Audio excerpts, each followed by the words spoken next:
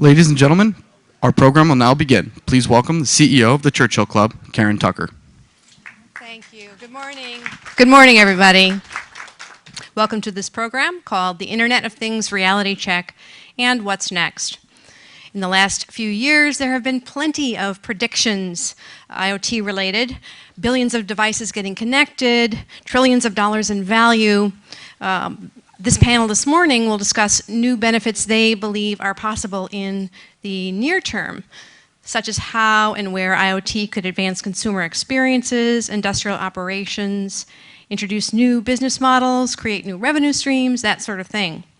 So here to weigh in, we have Wang of ZingBox, Thorsten Schaefer of Azeti, Maciej Kranz of Cisco, and Martin Giles of Wang Venture Capital, who will both lead and contribute to the conversation, and David King, FogHorn Systems.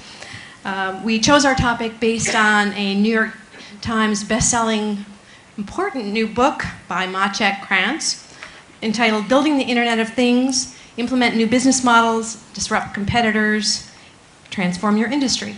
And we would especially like to thank Maciej for his assistance in developing this program, as well as enabling us to give all of you a complimentary copy of his new book. All right.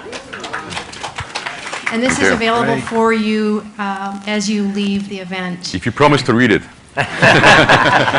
And we'll see if we can we'll see if we can persuade Maciej to stay around a little bit afterward to personalize your copies. We're very grateful to Fenwick & West for hosting us, so thank you. Churchill Club is an independent, nonprofit business and technology forum. We've been operating here in the Bay Area since 1985. Our mission is to encourage innovation, economic growth, and societal benefit. We try to choose topics that are ripe for opportunity, that are not over-discussed. We always respectfully request that our speakers refrain from pitching and promoting, but rather to add new insights to the discussion that perhaps they have not said publicly before. We are member-supported, and we do invite others in the audience to join us. Finally, if you're tweeting, please use the hashtag Churchill Club. And now let's give a very warm welcome to our panel. Okay, thank you, Karen. Can you all hear me okay? Yeah, good. So Karen did a sort of brief introduction. I will just sort of run down, just so you know exactly what the companies are. I mean, they are in your programs, but just in case. So ZingBox, IoT security. Cisco, I don't know what Cisco does, but. And then we have Thorsten from Azeti, which does basically its edge analytics and edge controls. It's an IoT operating system, is that right, for edge analytics and edge controls. And then David King from FogHorn Systems, which is the leader in edge intelligent software for industrial IoT. My name is Martin Giles. I was, for a long time, a journalist with the Economist newspaper, including running the Silicon Valley Bureau, covering technology, and then I got religion and moved to venture capital, and nobody now speaks to me from the Economist, the dark side. I'm always a pleasure to come to the Churchill Club, especially when I see in the back of the program things like cabinet members, parliament, etc. There will be no church exit from here. There will be Brexit, but no church exit. We're going to stay here till 9:15, and we're going to have a great morning. Let's get straight into this. When you look at what's happening with IoT, I think my colleague Gaurav Garg has a really nice sort of parallel, which I wanted to give you at the beginning. He parallels it with the development of electricity. When you see electricity in the late 1800s come in, very quickly you could see some sort of obvious applications like, you know, the electrical refrigerator take over from the icebox. But nobody could have foreseen what would come 20, 30, 40 years later, the television, the microwave. And I think, you know, in industrial IoT, consumer IoT, we're sort of in that like early phase of electrification. We're still drilling, we're still putting sensors in, we're still sort of getting the connectivity right. But these people are right on the edge of that innovation, and what we're going to try and do now is sort of look out 2, 3, 4, 5, 10 years and take that reality check, but ask ourselves what might be coming next. So I'd just like to kick off, and I mean, I think we're still in the early stages. Some people think IoT is completely overhyped. You know, we're right at that peak of the hype cycle. Do you guys agree with that, or do you think it's sort of underestimated? David, do you want to? I actually think we're in the very, very, very early stages of IoT in the industrial sector. I think you've had some very, standout consumer products like, Nest thermostats and drop cam cameras in the home that have kind of taken hold of the public imagination. And a lot of Silicon Valley attention and money has gone more into consumer-related type IoT.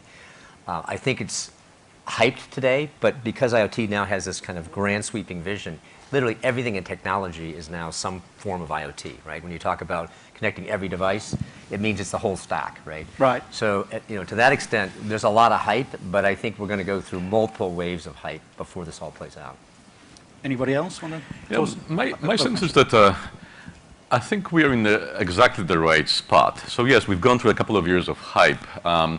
And what I see talking to customers, and I've been traveling all over the world talking to a lot of organizations, is that now I think we're starting to see this model of, yes, think big, but start small, right? Start with the first project, may not be very glamorous, maybe just focused on improving existing processes, efficiencies around connecting operations, remote operations, and so forth.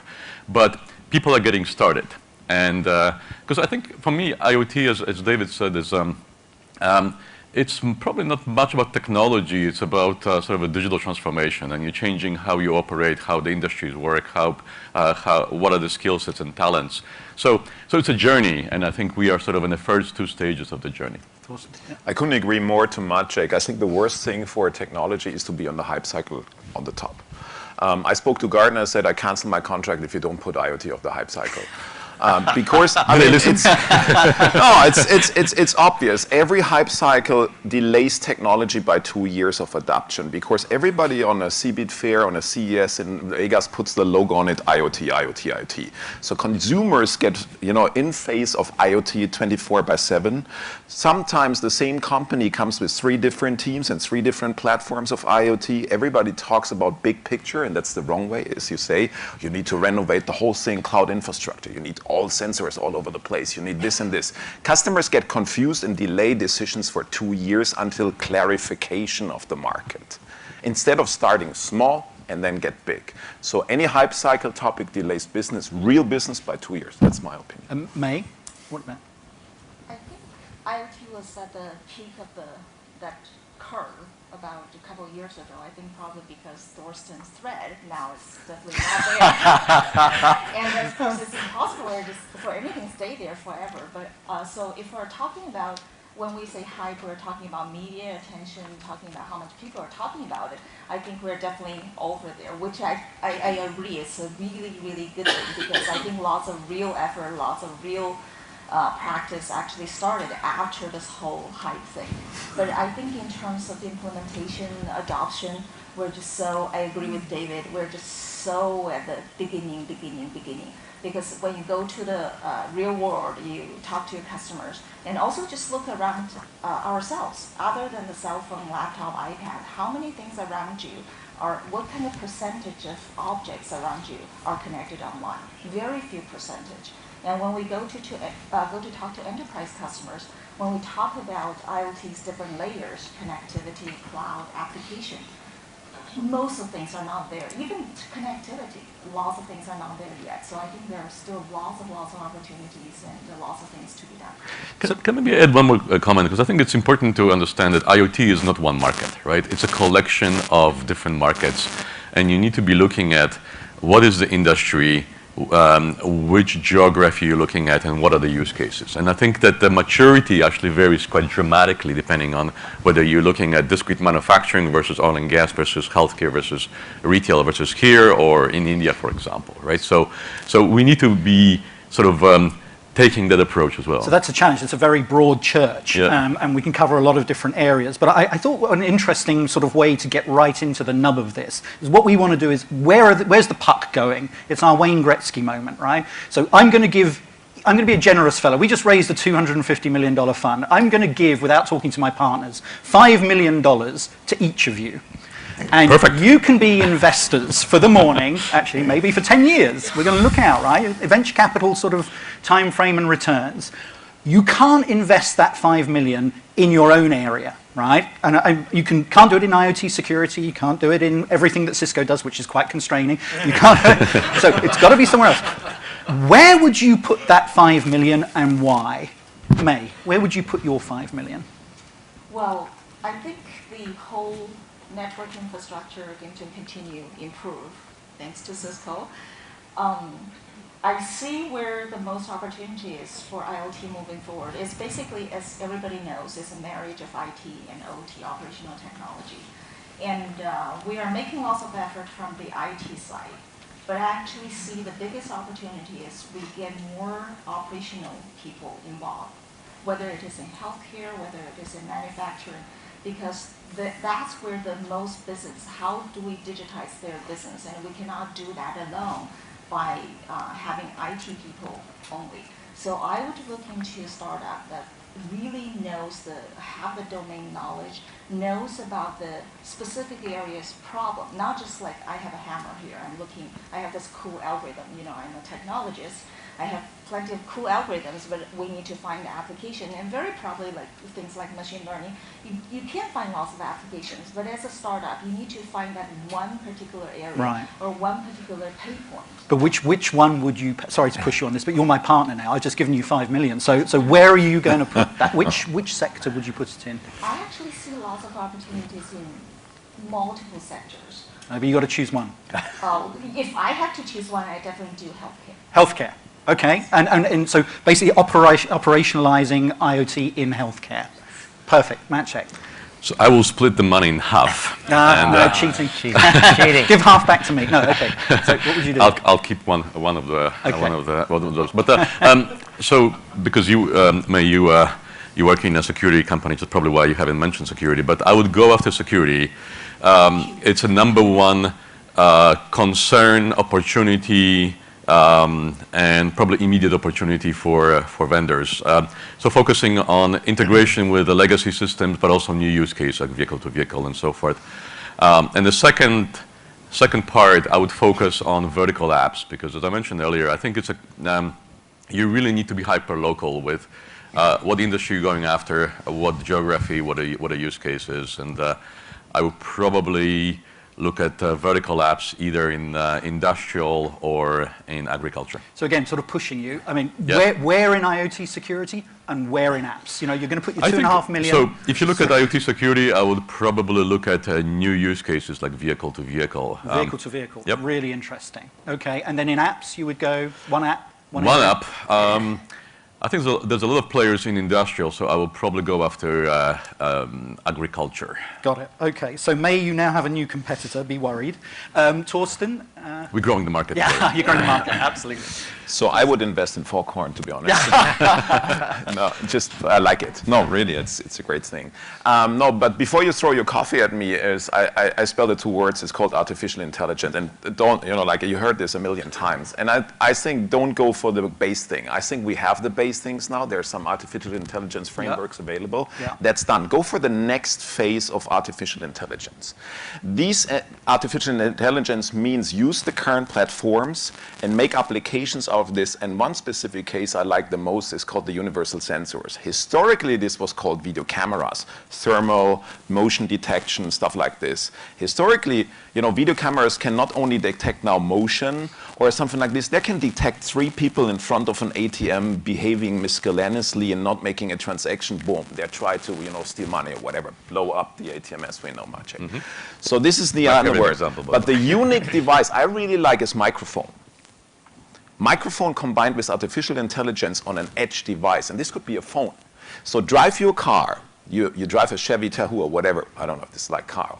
Tesla probably doesn't make any sound, but you drive a Chevy Tahoe, and this app, you configure before, and you say, I have a Chevy Tahoe, I have this espresso machine, I have this filter pump for my pool, I have this and this and this. And this app will tell you this is not going to work. Got Your it. filter pump is screaming outside. But you got to land somewhere. Where are you going to start? Maciej's point. Where are you going to start? Where would you put your 5 million now? Yeah, in this company, In the microphone, building do this everything. microphone recognition algorithms from people screaming on the street. The phone will say, "Hey, call the police. This guy's screaming. Got it. You know, for what reason?" Got it. The Chevy Tahoe is, you know, making bomb, bomb, bomb, bomb, bomb. Can I send this to Chevy? Yes. Okay, Chevy will come back and say, "Come to the garage now." Got it.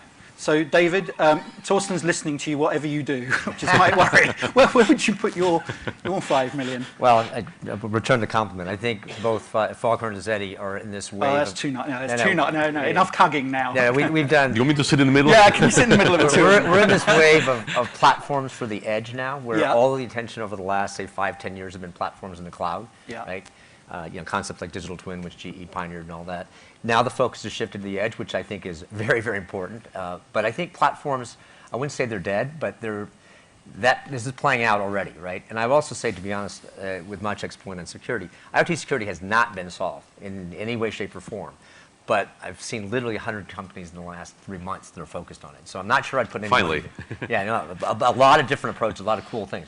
I wouldn't put money there. So I'm going to actually combine what May and Thorsten said. I think the big opportunity is to apply intelligence, both edge and cloud, with domain-specific knowledge in operations, right? And I would actually apply it in manufacturing. So we've got great platforms in the cloud, right? You know, from the GEs to everybody's got the industrial cloud. And we've now got a great edge set of solutions. But where are the algorithms, right? Who's going to actually move it forward to actually have, you know, very specific value-added use cases? Because Maciej's exactly right. The one thing I've learned since taking over FogHorn is it's going to come one machine, you know, one asset, one process at a time. That's how you get to the trillions. It doesn't start top down. Got it. So we had a nice spread of things there. I mean, you touched on platforms, and I just want to pick that up because I did some research about 6 months ago where I looked at 3,000 odd deals that have been funded over the past sort of 5 years in IoT, and almost a third of them were platforms in some way or other, right? It was like going to Paddington Station and you see like 50 different platforms in ahead of you. It's like everybody's a platform. And 2 trains. And 2 trains, yes, correct. You've been to London recently, have you? So it's platform, is that where you should be aiming? And should we be thinking, if we're launching businesses in IoT tomorrow, should we all be thinking, hey, we want to be a platform? Because ultimately that's the goal. And you know, venture capitalists, we love platforms, of course, so we want everyone to think about platforms. But where would you go, and do we think platforms are overdone? And where's the game going to play out there? May, do you want to sort of start? I mean, you know a lot about healthcare and platforms there. Sure. I think IoT is a very, very segmented thing. So I think it's natural for people to think about platform. It will be really great, you know, instead of every device has its own cloud, has its own apps, and if I can have a single pane observation, visibility, that's great. But on the other side, that is something extremely hard to do. Just give an example. I once talked to a top executive of one of the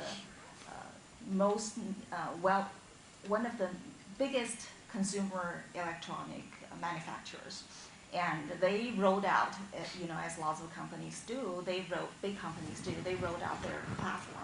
And I was like, hey, this is great. This is look very interesting. So does it mean all the devices manufactured by your company are now on this platform? He said, no. We couldn't get any of our product to be on our platform. That's why we're promoting externally, so that, you know, external people, other companies can start the adoption, and we can go back and have our internal products. Do as I say, not as I do. Yeah. So it's a very, very hard thing to do, not just for the startups, but even for big companies. David? I was going to say, I think the recent platforms have been the dominant focus. Partly it's kind of a VC-driven mentality for startups. Oh, it's your fault. Yeah, guilty. You've got technology. You don't want to limit its potential. You want the billion-dollar play, not the $100 million play. Correct. And so there's a tendency for the private company to start out that way. But I've noticed that in the last 18 months, there's been a lot of shifting of gears to say, well, let's get specific so we can monetize this platform. It's too hard to chase all the different, you know, moving pucks here. So I think on the large company side, the problem is, if you don't start big with platform, it doesn't move the needle, right? You know, and so that's why I think everybody's been talking platform. I do think it's going to start to get more vertical, but I'm not saying that companies should just start vertical, right? I mean, if you've got a great idea, until you know where the real payoff is, it's a mistake often just to say this is going to work in oil and gas. Got it. So what we see is a huge trend at the moment is in the former years it was so that every startup wanted to develop an IoT platform. If you would give me 5 million now, I would say give me 50 for an A round, I make a platform. But not with 5 anymore. The game is over. For startups, IoT platform, game over. The big telcos currently considering this, and that's a great move. So if the startups concentrate on domain expertise with certain use cases, start small, make it big, and the big telcos and companies make these platforms, and you will see this in the future, you will not have a solution for a Honeywell air condition. You will have a plug-in, like an app on the server side, so in the cloud, and you will have a plug-in at the edge intelligence for that air condition in a common platform run by Verizon, for example. And I think this is the play. So the startups can contribute the Lego bricks for the Verizon platform, just as an idea. And then the companies like Honeywell and GE can deploy apps like on an Apple iPhone or an Android phone on the cloud side and on the client side. In 1 minute, you can monitor an air condition with this concept. But a startup cannot run this Maciej. anymore. You would need $500 million for that. Fully agree with what is said. Just you know, to be honest, I don't take any meetings with a company that tells me that they are an IoT platform, because my focus would be what is one use case that you're solving in an industry. And I think that the misconception is that we sort of think in a technology world about horizontal opportunities where these IoT markets are huge. If you focus on remote asset management in oil and gas industry, it could be $100 million business for you, right? So it's sort of a misconception that I have to go horizontal to make it big. But there's another point I want to make, which is I think there will be a lot of rationalization and consolidation, even for not only across startup community, but also for large players, because a lot of the large players also are developing platforms from SPs to technology companies. And when you think about from a customer perspective, if I operate a plane, do I really want to have 5 or 6 different platforms? One platform for an engine, one for a cockpit, one for a brake system, right? So I think that we will start looking at the rationalization also as standards are starting to catch up. So you don't have to now connect separate sensors with different interfaces. Now we'll start standardizing those. Right. And isn't that the real value of when IoT really becomes valuable to us as a society and an economy? Was when the interconnectivity allows us to do things like drive home, have the heat on, have the light on, you know, have my kids already making and cleaning up, which would be a miracle. But if the IoT can do that, that would be wonderful. But it's that interconnected experience. I mean, if I'm going to the airport, like everything, I get up on my phone, everything is there. The time of the flight, traffic conditions, state of my car, the whole thing. How far away are we from that? And if you're going to do a startup tomorrow, even though everything we've said about platforms, isn't that really where there's an opportunity, making that work? Maybe I can add to it before other folks chime in, but I sort of believe that we're moving into the world of anti-platforms, right? Where it is about the ecosystem. So, for example, David's company and Thorsten's company and May's company building the ecosystem, and this becomes the virtual platform versus individual company actually having the platform. Got it. So it's interconnection, as you said, would be the way to go. May, any thoughts about it? I think it's like networking early days, you know, when we first connected all the devices, but Cisco boxes were now talking to Juniper boxes, and eventually till we have a standard, then everybody started to talk to everybody. I think that's kind of the ultimate goal, that's true, but I think we're still far away from that. Got it. What would help a lot if you ask for interconnectivity going to the consumer side is if we come really up is this personal token. We speak about this for so many years, 10 years, and it's security and all this stuff. Still, you go on a day trip, and everybody of you know this. You start in the morning, you go to the airport, you check in. You always go, same data, passport here, whatever. Then you're in the plane, you ask for the wireless access in the plane, you type in your credentials, again, all this stuff. You go to, and rental car companies is the worst. Nobody should admit me. You know, this system is 70s. They're still typing in this 3270 screen things and stuff like this. And I said, I did this 4 times already. I checked in online. Why are you typing another 5 minutes into this system? Right. You know? So we urgently, please let us all work on urgently personally talking. You know, I want to travel the whole day, not single type anymore. Got it. Just confirm on the phone. Credit card check, no receipt. You know, Right. this, check in, check in, check in. I think This would help us so much. Wherever there are pain points and IoT can take those pain points away, that's great. We're still sort of not there yet, and maybe there's connectivity, there's standards, there's all kinds of things that have to happen. But thinking about where those pain points are and how in a networked fashion you can remove them is very powerful.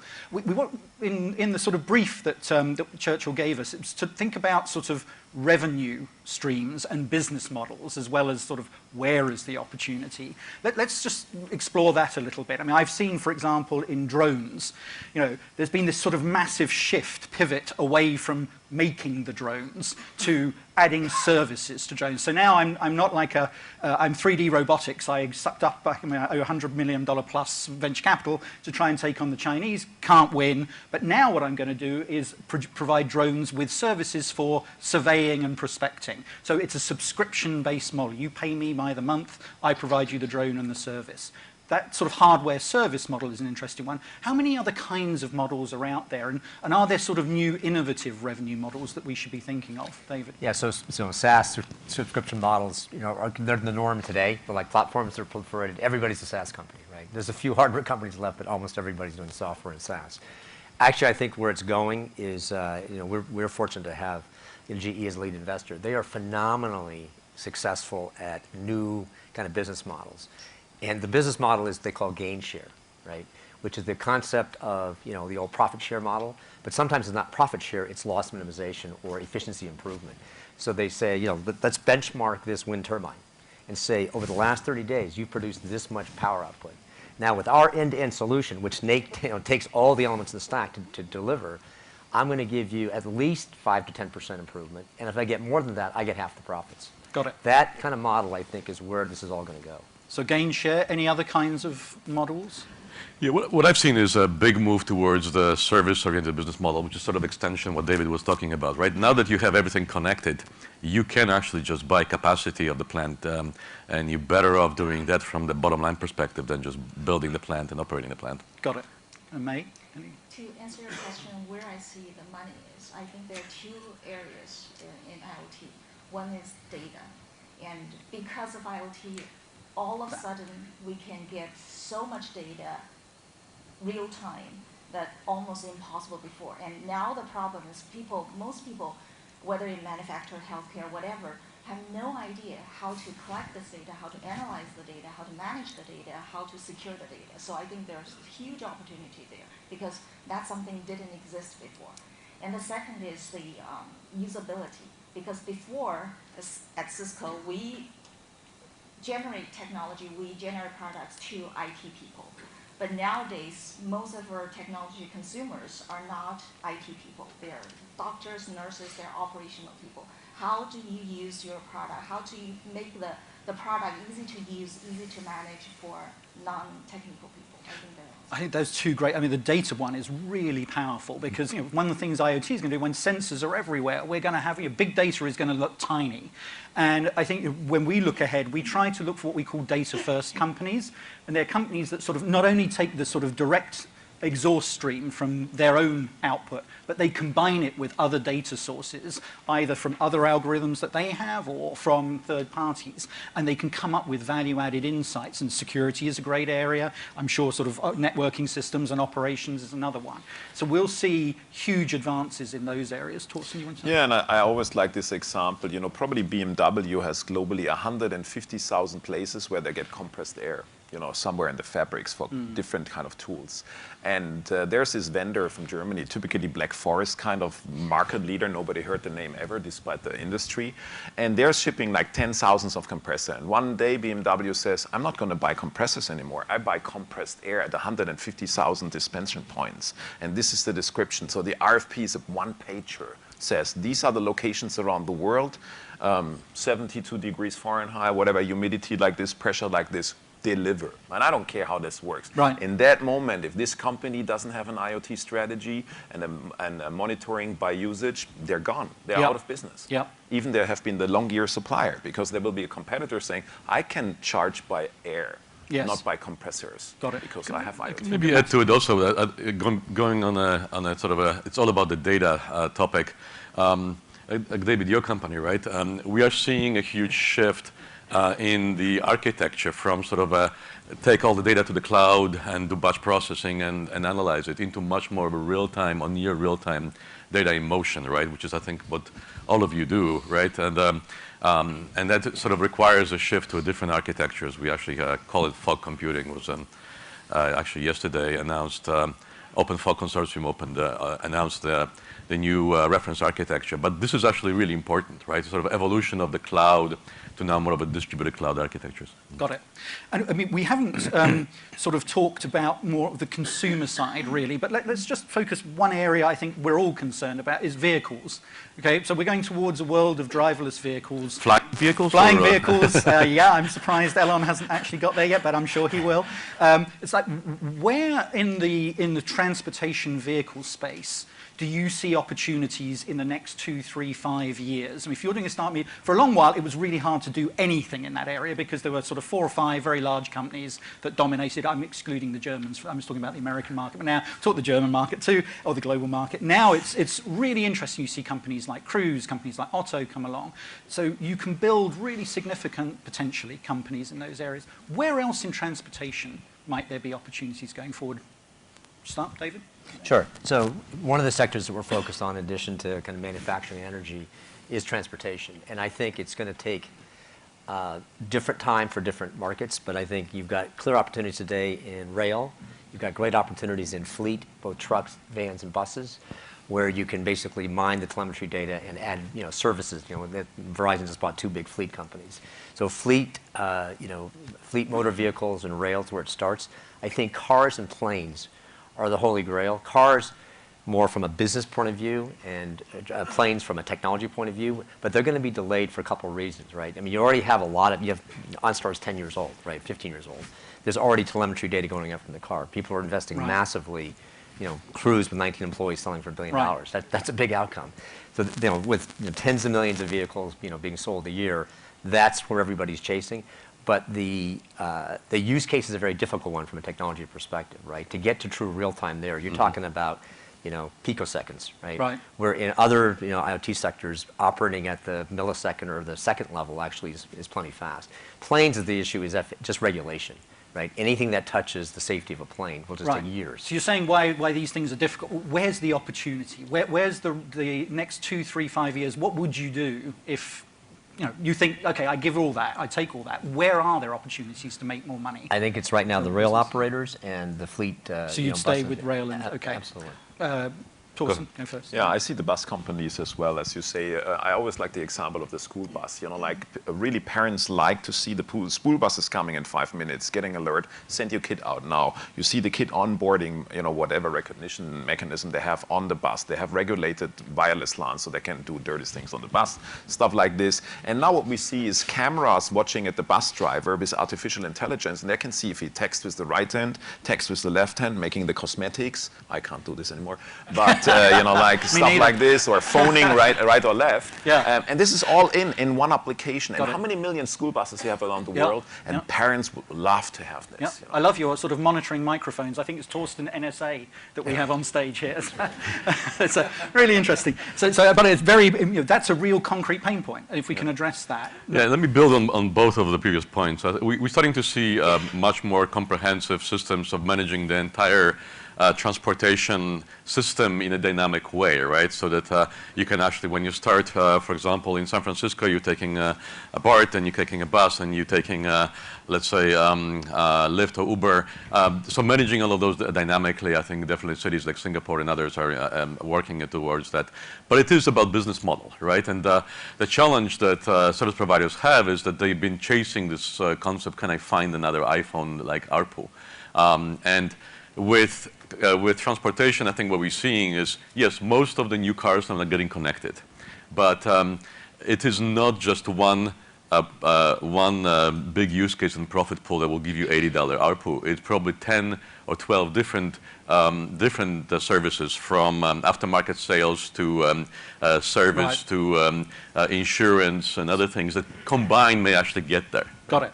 And so, yeah, I think something like insurance, that industry is seriously going to be is being disrupted, and certainly in the car side of things, it's going to change completely.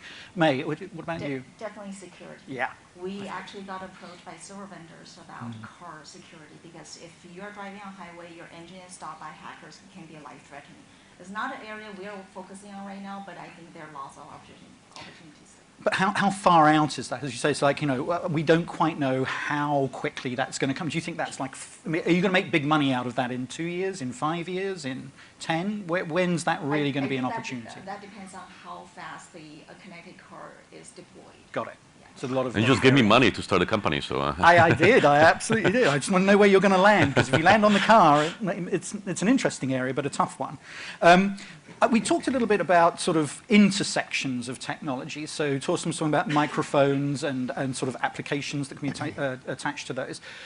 Where are there other sort of, we think about trifectas, like, for example, computer vision, smart glasses, and AR or VR, right? The sort of like, if I'm trying to in sort of bring someone into the company, train them up as a trainee, and I give them a 500-page manual and say, this is how this thing works. They look at me and they go, Martin, you're from the past, which is a phrase my daughter uses very often. And so, my teenage daughter, I should say. So it's like, how can we like get smart glasses, AR and computer vision such that you can train somebody without having to give them a 500-page manual? Is that what IoT can do? Sensors in the vehicles, feedback to the camera.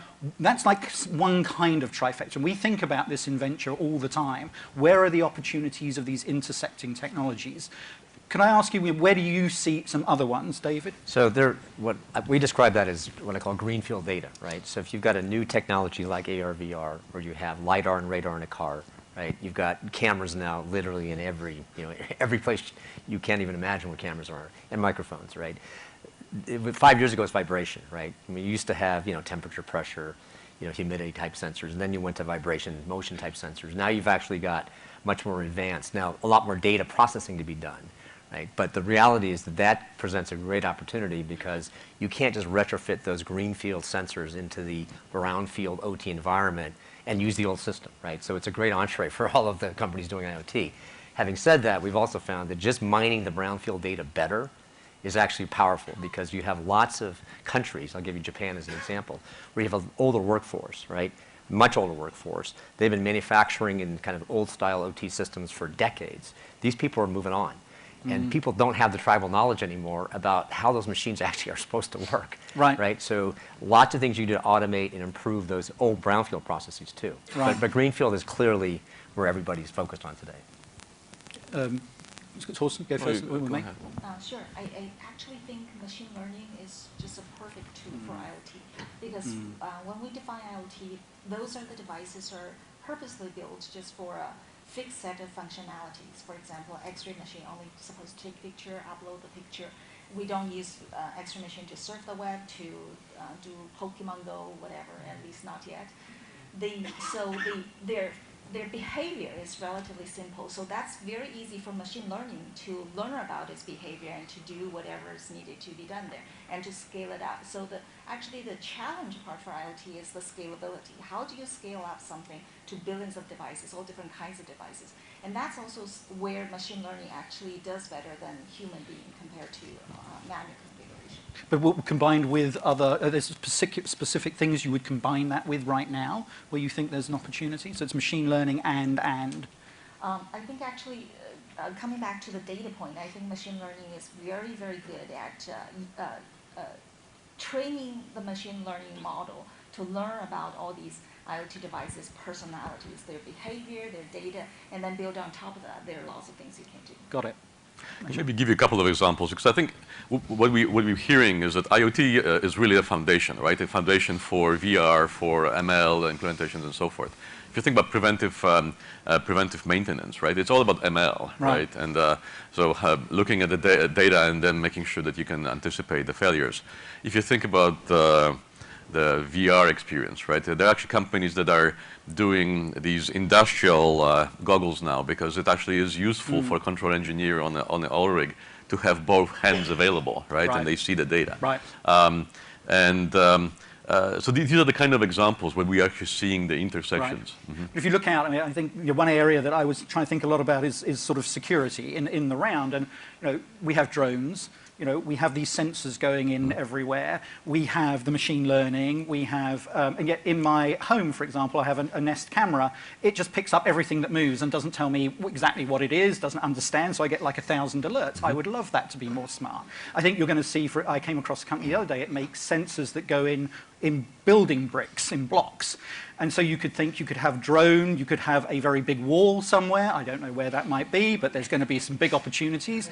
And you could have sort of machine learning to work out what's going on the ground. Do I need people anymore? And I think one of the things that we have to think about with IoT, it's like, yeah, it can enhance, it can be like machine assisted, but it can also, if I'm thinking about the future, it's like, where can stuff that's being done by people actually be done by IoT?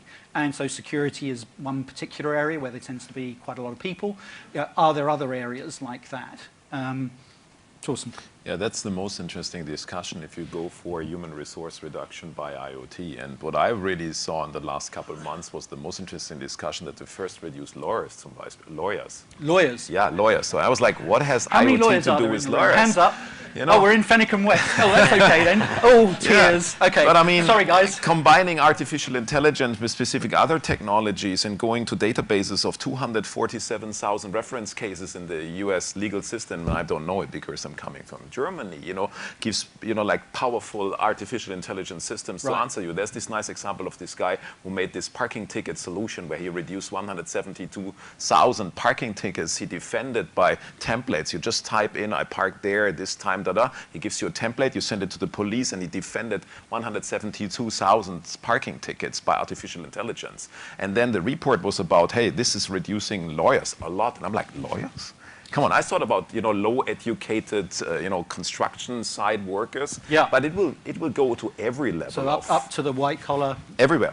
Doctors, you know, like particularly you probably can get on this. I can give you a personal example. Once I went to a doctor's office and this nurse was talking about particular medication. I was like, oh, what's that medication for? And he went on to Google to do a search. And I was like, I'm paying here $300 every 5 minutes. I can go back home and do a Google search myself. So there are definitely things the machine can do better, and there are definitely things can be automated. But on the other side, as Martin was saying, I think for moving forward for IoT actually enable us to do lots of personalized, customized, and that alone cannot be done, at least today, by a machine alone. For example, in security, it's like we need more intelligence than what machine can do. For example, in our real world, not just because we have Muslim terrorist group, then you just the problem is not going to be solved by Muslim bank, and because they're immigrants coming out of the south, then doesn't mean, you know, the problem we solve by building a big wall. So there are lots of intelligence need to be put in, and for security, it's like we cannot assume nowadays we can always separate the bad guys with good guys. You have to assume there are always bad guys coming in to mix with the good people in the room. Then we need intelligence to figure out who's the bad guys, who are the good guys. And we can use machine learning to help. We can use lots of intelligence software to help, but it still needs, at this stage, we still need lots of. We need lots of sensors too, right? We need. I mean, in Britain there are cameras every square foot of the country practically, and people say, well, that's worrying. But you know, on the other hand, you know, when you have situations like terrorism, you need to think about intelligently how we use all of these IoT sensors in ways that connect together and can help us pick out those bad apples in very large pools. It might be a good topic for the whole another panel, right? It's a hot topic. But with every transition, you see some jobs being lost, some new jobs being created, right? And my sense is that what I've observed is jobs that require sort of a single person working on a repetitive task, of course, are sort of first in line for automation. But at the same time, jobs that require collaboration, creativity, sort of the not just a repetitive task, I believe, will actually flourish. And what about things like exoskeletons? You know, sort of super Maciej. You know, you can go down to the, you know, whatever the cold face. Yeah, it's a scary thought that, but I mean, it's human enhanced through connected machinery, devices. But I think this is only a transition phase. Is a very good example you just brought up by these devices making you the super strong man, is because we're just lacking a kind of robotics technology to do exactly this, combined with artificial intelligence to learn about the procedures you do. So you take a human, put this into this kind of robot, but this is just a transition phase because you will get so much data out of this that about 5 years later you just put the human out and keep the robot going because he can do it himself. Yeah, interesting. David, you're... I tend to be an optimist on this. I mean, if you think about it, all IoT really represents is the next phase of automation, right? We're just talking, robotics is basically the first phase of automation. IoT, when you connect everything, we'll probably put it on steroids. And so there is the risk of more job loss as you go down that path. But reality is most of what I think we've seen today is actually worker assist, right? You can't really remove the human entirely from the picture. Now, there's some jobs, right, that you can take the human out of the picture. But I'm optimistic because I think what happens is that new sectors of the economy grow, and will be other sectors, right, that will take up that employment base, right? So it's, I mean, you can be very pessimistic about this, but I think the economy has proven over a couple centuries that we're pretty dynamic. So we're coming towards the end, and we'll switch to Q&A in a moment, but just sort of, I just wanted to ask you, given our discussion now, have any of you changed your investment view and either would like to give me back my 5 million or would actually now put it somewhere else, given our discussion, or are you going to stay where you should invest more money. I think 5 is not enough. I'm just being generous, actually. Anybody change their views? Some thoughts that came to you while we were having this discussion that said actually there's more opportunity, more revenue stream here than where I thought initially? I'm a startup CEO since 20 years. If I would give up already, like after 22 minutes, you wouldn't give me any money. Yeah, I'd be fired. You're fired. Oh, sorry. I go. Okay, good. So I think we should perhaps segue to Q&A, and we have our IoT connected microphone carriers. So questions from the floor. We are reading your minds now. We'll take one up front or one there. Yeah, whoever's going to go first. Oh, we got it. I'll go first. Go first. Yes, thanks. Great talk today. And I think what my first question is about having gone to CES and seeing the consumer side of IoT is really going, not just ideas, but really flat out. The connected home, the connected car. The projections are that all cars will be connected by the year 2020. Massive numbers. But it seems to me there's a huge delta in the business plan around adoption. Do consumers value it? Do they think they can get it to work? Do they think they can keep it working? And all the research I see from Accenture and other places are all saying that the consumers are pretty skeptical right now that it's worth it, they can get it working, and they can keep it working. So is there a market opportunity, or how are the IoT manufacturers thinking about educating the consumer in a different way now? Because this is a much more complex environment.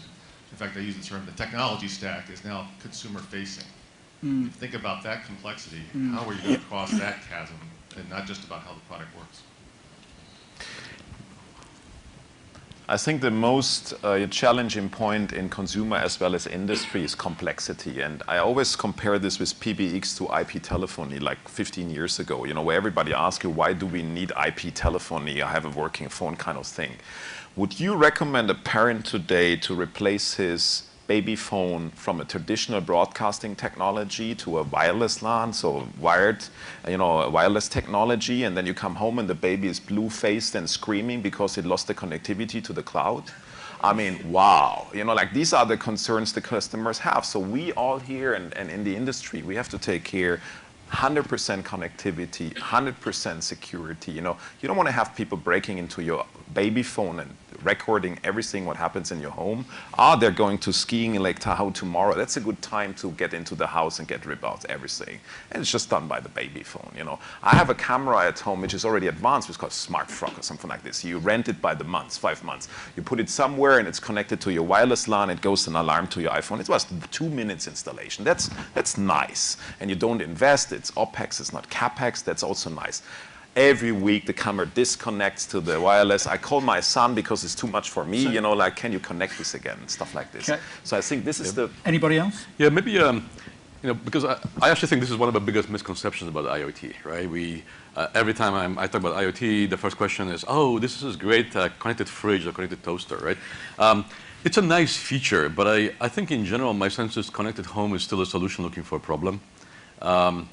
I've started to see some early use cases where it makes sense to interconnect classes of devices in a home, right? Like elderly care or home security and so forth. I do believe that down the road there will be probably the biggest disruptions in IoT will happen in the home. But right now I think it's a let's connect and see what happens sort of the approach. So I think that Yeah. my sense that what consumers are benefiting from IoT today is through things like connected car, through better logistics, so you can ship millions of packages at Cyber Monday and Yeah. so forth. Connected home is yet to come. I think you, sorry, Nick, go ahead. Yeah, I think eventually home will be like a small business without IT department. So we need product there that can, normal people can use. Actually, when we started the company a couple of years ago, we looked into consumer first, but we decided to go for enterprise because we think the consumer, the timing is not there yet for the benefits to exceed the hassle and the risk. But for the past 6 months, we start to see some interest and momentum. Their ISPs, their home routers start looking more into IoT. I think there's just two things. One, price points. I mean, anything connected right now, it seems to get this massive premium. And it's like, well, why? Like you said, it's a feature. I'm not going to pay a premium. So number one, how can we get that down? Secondly, and is there another business model? I mean, we didn't talk about freemium. Maybe I give you something, and then I make money on all the additional services. Maybe that's a model. The second thing is, where's the pain point?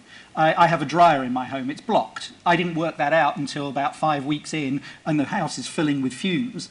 Why isn't there a little sensor at the back of the dryer, right? Simple. One sensor solves my pain point. 15,000 house fires I discovered online caused a year in America by blocked dryers. So simple things. Let's get those pain points solved first of all.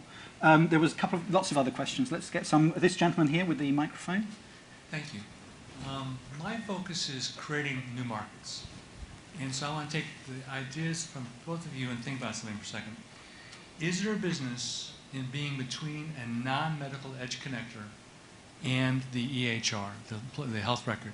Is there a business in taking data that's non-medical and making it available to records? May, do you want to do the health? So the question is? Non-medical data? Non-medical edge collectors. For instance, your phone, which is not a medical device. It collects lots of data. And putting it into your car health, directly into your health. Collects lots of data on what you're doing, on what your values might be, and how you drive. There's lots of information that the medical community could use to improve decision-making when it's time to actually do treatment plans. Absolutely.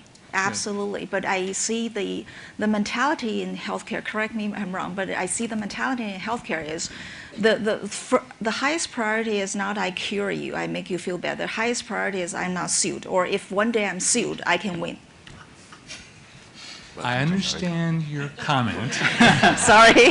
I don't think that's the highest priority, except in the legal community inside medical care, where it is definitely a very high priority. I mean, there are a lot of people in medical care who would not want to do it that way. I know a couple of startups that actually have been pursuing exactly that mode, right? Which is like, how do I use my iPhone or my other device and start getting the information? And I think it's still early because of all the legal privacy issues and so forth, but I actually believe it's a very promising area. Okay, next question. Who's got the mic? We need to move some mics around. One here. Okay, thank you. We'll take you want to answer the question? And then I'll go down the back. Yeah. So there's kind of a two-part question, but on the industrial side, how far are we in actually getting standards adopted for use? And the follow-up to that is it really a gating item? So how far are we? I can go ahead. I guess it depends on the sector, obviously. I would say there's lots of movement towards, like Open Fog Consortium. There's movement to try to standardize different layers of the stack to make it easier, because part of the challenge, you're taking very disparate OT system data and trying to connect everything up and then get it all to the cloud. And in between, you might want to do something valuable with the data. So there's different efforts at standardization. It's still pretty early. What you're seeing mostly is what I would call islanded solutions now that are starting to be replicated, right? I find a way to optimize this process or that machine, and I can take it across hundreds or thousands of factories. Kind of this building block approach that Maciej talked about. So that's happening, frankly, far faster than the standards are coming along, but it'll take a while before it becomes, quote unquote, standardized. And I don't think it'll ever be fully standard. Like, it's not like intranetworking where every IP device needs to communicate. And to the data sovereignty point, the data is, the business models around data are really exciting. The problem is that there's data sovereignty, there's data privacy issues, and the customer always, if you're the industrial IoT platform that you ship all the data to, that platform provider doesn't own the data. The customer still owns the data. And are they going to share that data with anybody else? That's a challenge. And you will also find many, many companies who are making 90% of their margin out of data, meaning they will never publish this interface. So I can tell you, for example, oil and gas industry or other industries, even elevators. An elevator manufacturer does 90% of his profit out of maintenance of the elevator. He will never open up his protocols of the process control units because anybody could do maintenance on what elevators in the next second. So there will be standards, but there will be a lot of protected environments trying to prevent this, that is working seamlessly, because they have no commercial interest into that. Full agree. I can just add to it. I think that it's not only a standard issue, it's a business structure issue, I think, and that's what you were talking about, right? We are in the process of changing the business structure from, here is, let's say, in automation world, you have 5 to 7 groupings of vendors who have grouped around semi-proprietary standard. But what we are seeing is customers coming in and saying, I'm done with it. I don't want to go to one company to build a complete train station with a proprietary system. So the end customer is actually driving the change, but it's a slow process. Next question. Sure. So I'll preface this with saying this is going to be a very hard question, so direct your animosity at Martin, not at me. But Martin, you offered each of your panelists $5 million to invest and said, what's the profit turnaround 5 years from now? But you also started this by saying that IoT is at the place where electricity was in the 1880s, and then cited consumer electronics that didn't appear until more than a century later. So let me ask you, what's your 100-year vision for this space? It's kind of like the 50s, I think. You know, sort of, I mean, I can't remember exactly when TV was, but it's like, so you could see very early on some paths. So my vision is, I think, the twofold, and the way we see it as investors. One, it is a very, very exciting space, right? This is transformational, and there is no question that IoT will have as much, if not maybe more, once everything is connected and censored, impact as electricity had. So we're very optimistic about it. The challenge is to get through the next 10, 15 years to get to that point when the breakouts really start. And we've already seen billion-dollar companies built in this space, right? Companies like Jasper, which was bought by a certain company not so far away from this stage for a 1.4 billion last year. That was a platform for automobiles, to the connected car. So think carefully about where those opportunities are. I could talk at length about where we see them. Particularly, we think security is a really interesting space. It's a complex space, and it's very early on. But getting that part of the stack right, we think that's a part of the stack that is not complete yet.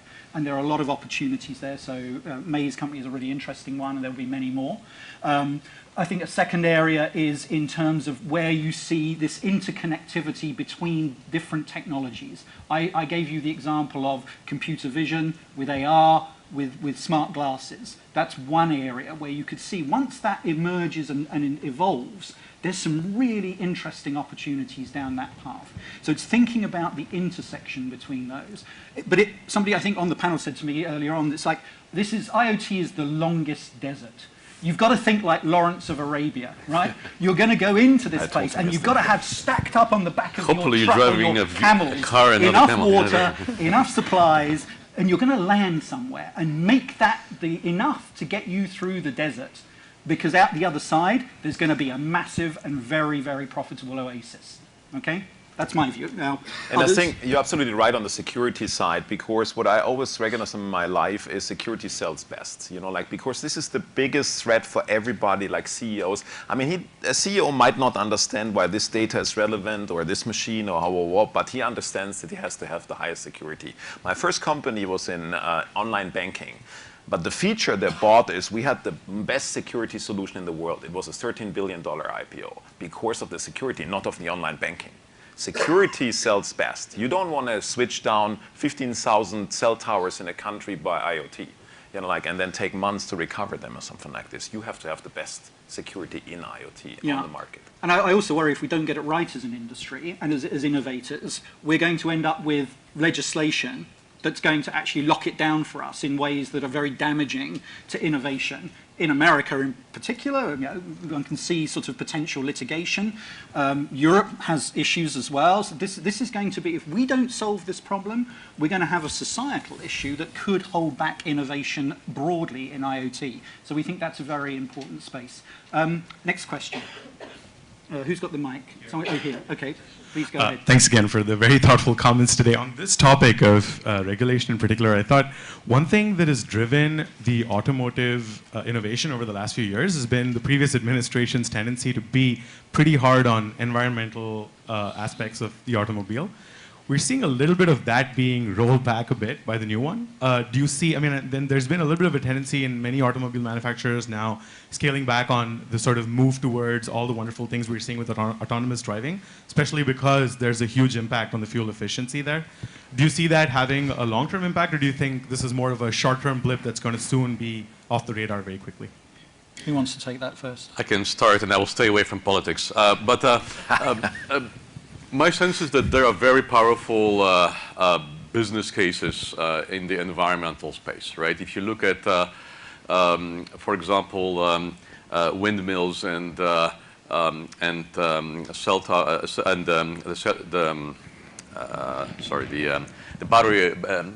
battery operations and so forth.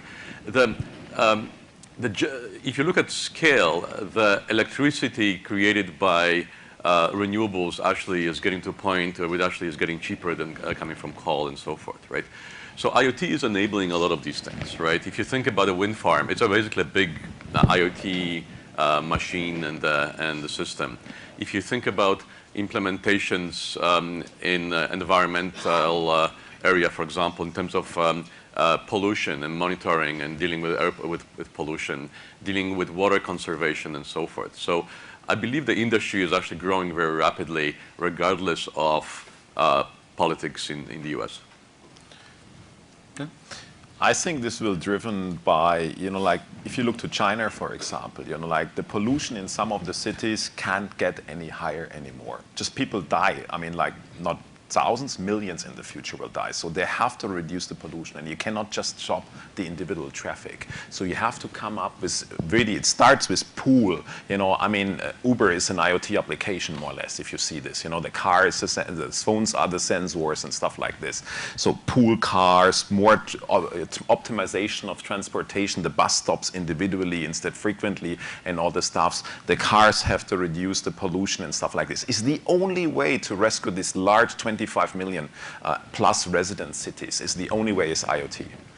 And I think one thing I think I mentioned it earlier, but I'll just make that point again. It's like, this is an industry that hasn't changed for decades, right? And all of a sudden you have new entrants who don't give a damn about the past. Google, Apple coming, I'm sure, Tesla. I mean, for years, no one could have conceived there would be an entrance to this market because it looked like it was locked down. Now you have companies that have shown that they can come in and get to scale, at least one, and prove that there are sort of things that you can do in a car, software over-the-air updates, right? Self-driving, up to a point, that you could not conceive of before. I think you're going to see innovation pushed by these insurgents in ways that is not going to allow the existing industry to stand still. So I think regulation plays a role, but I think there are more fundamental innovative forces going on here that's going to accelerate rather than put a brake on that pace of change. Notice what I did there. Next question, there was one at the back. So I think. Are there specific proposals in regulation or law, either in the US or elsewhere in the world, that could have a big impact on the adoption of IoT? Who wants to go first? Yeah, there's one thing most of the people don't know is there is in most of the countries of the world, there's called like an electrical law kind of things. And this electrical law says you have to switch at the edge. Meaning if you have a pump and you have power and you have a sensor and the facility gets flooded and the pump is not starting because you lost the connectivity to the cloud, no insurance in the world is paying a dime. They will tell you, don't make your problem to my problem. So which means is you can configure when the pump switches on from the cloud, download it to the edge, and then the edge says sensor signal, 2 feet of water, pump on, period.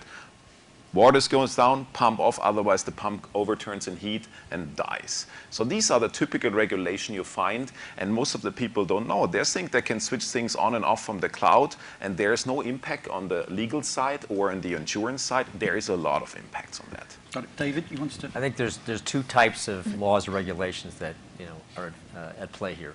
one I talked about earlier, which is the data sovereignty, data privacy laws, right? So to the extent that, we're actually starting to get very siloed. Most countries don't want any other country having access to data from their citizens or companies. The second is the critical infrastructure laws, like FERC and NERC in this country, where anything that touches the electric grid or military systems are going to be islanded too. So I think there will be impingements, if you will. I don't think environmental, the question on the cars is interesting. You went through this experience with the defeat device software, right, in diesel engines to kind of circumvent the law, right? But I agree with Martin. There are ways, that innovation in cars are going to continue to happen, right? Environmental laws may slow down, the rate at which you can put technology in the car, but it's not going to stop it. But anything that touches, I think, the electric grid, that touches any kind of national safety systems are going to be a problem. I think we have already great examples of actually governments being involved and driving that IoT transition. If you think about smart grid, if you think about rail and positive train control, if you think about food safety and tracking, if you think about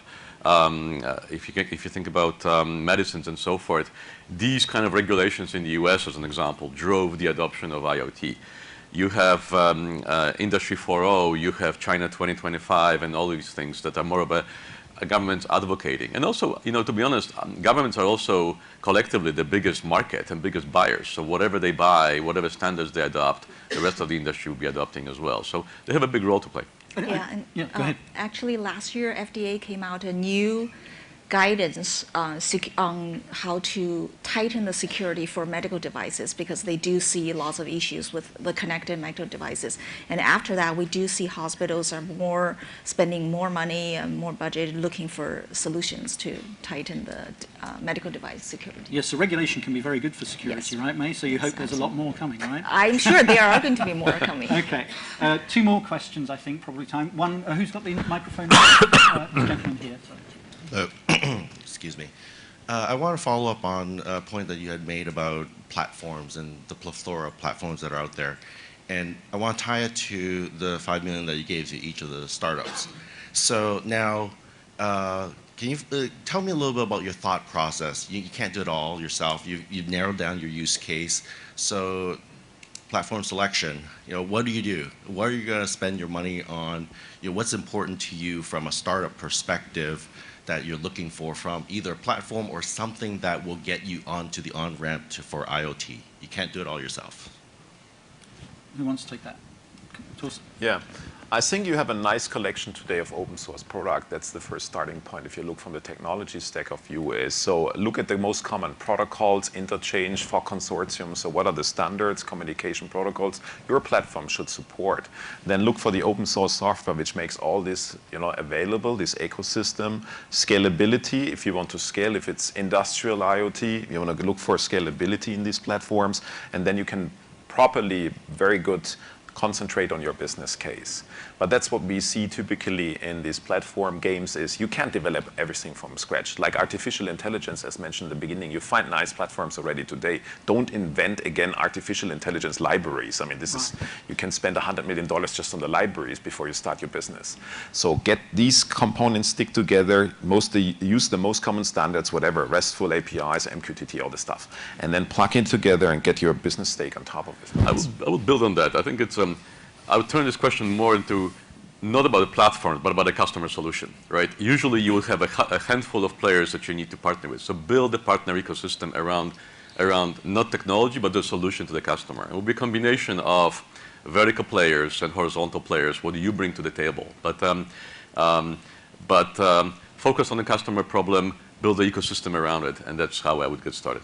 And just one thing I'd add, sort of rider to that. It's like, think carefully about your platform and your relationship with the platform. And when we look back at the history of software, there's been some platforms that have proven very friendly at the beginning and then suddenly decide that they want to actually do what you're doing.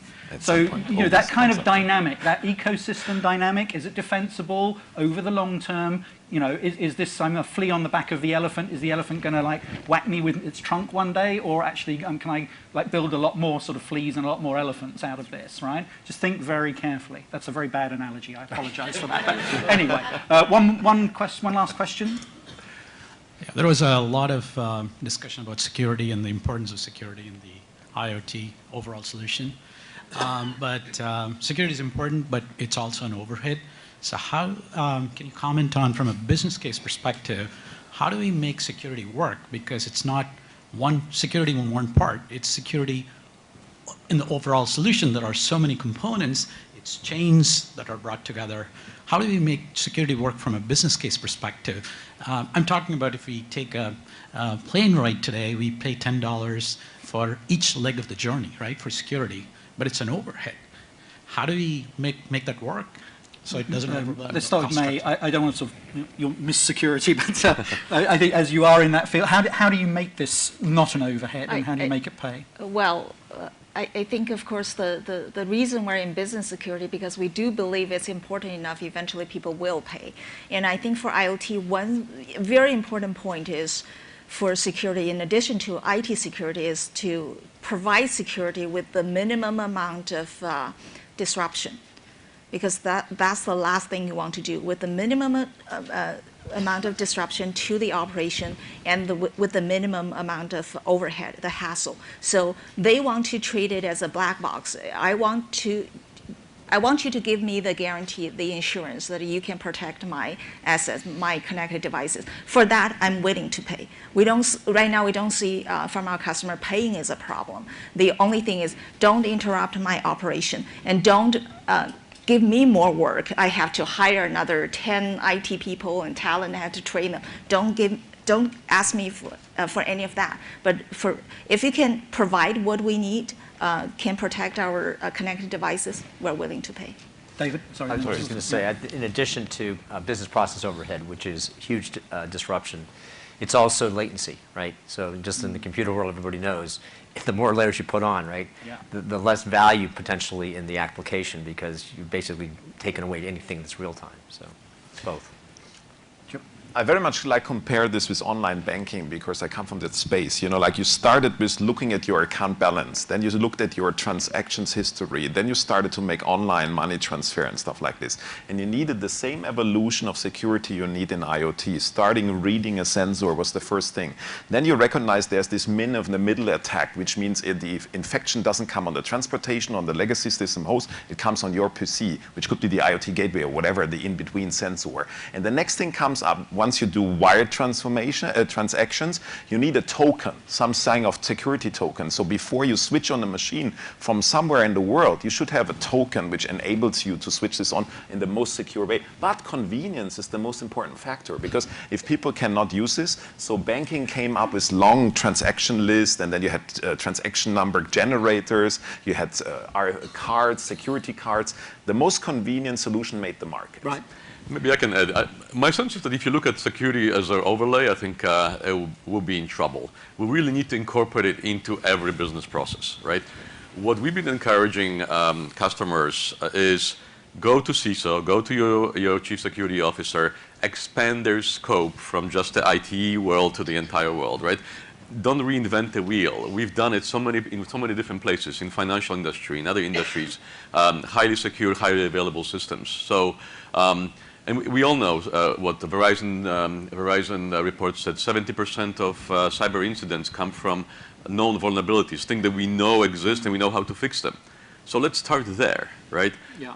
And once we've done it, we can start getting into some new use cases. Yeah, and one more thing, in terms of the cost, the extra they have to pay for security. The problem is, if they don't pay for security, they have to pay more. For example, hospitals, they just cannot afford to get attacked. Then the ransomware can cost a lot more than what you're paying for security. And also, they cannot afford to have their hospital name on the top line news. Yeah, I think it's like the reputation. There's one message you take away from this. It's not about IoT. It's about ROIoT. It's you've got to demonstrate why I should invest in security. Because if I don't, here's the costs, right? Mm-hmm. Let's just imagine this. What is the impact? And we can see, we've had enough examples now to be able to demonstrate what the opportunity cost of this is. So not IoT, ROIoT.